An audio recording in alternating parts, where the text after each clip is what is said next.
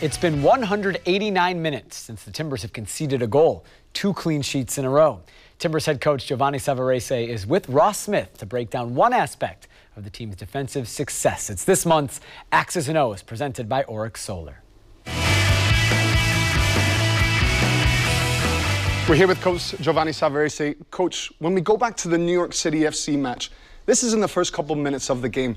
Organizationally, you had everything under control. When I show you this shape right here, I'll just move it on a couple seconds. What stands out to you? First of all is the discipline of our players. They did a fantastic job in this match to execute the plan. And we can see how disciplined Valeri and Adi were, because they were the first 2 players right there to be able to defend, to help us force the ball where we wanted them to play.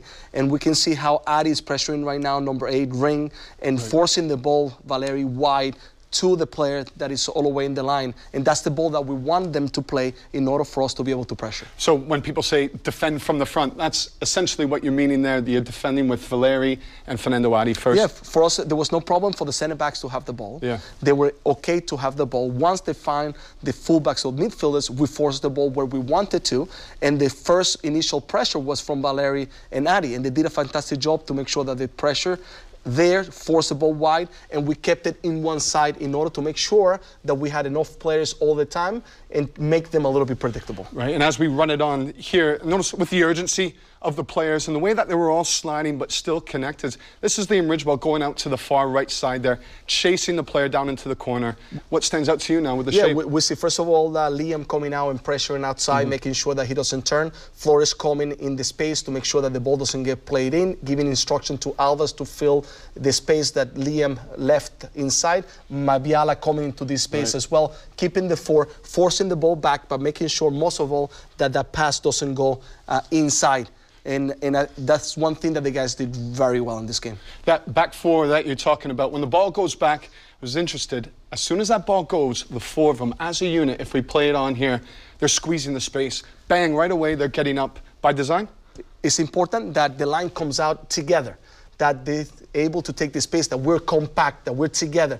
The more compact we are, the less space they have to play. And we see how Valeri right away cuts the passing lane. So Valeri and Adi did great to make sure that balls didn't go through. The guys in the middle did a great job to force the ball wide, so they became a little more predictable that way, and they kept on playing through the players that were outside in front of us. As I mentioned, this is the first 2 minutes, 2 minutes 40 seconds if we're being specific, in the game.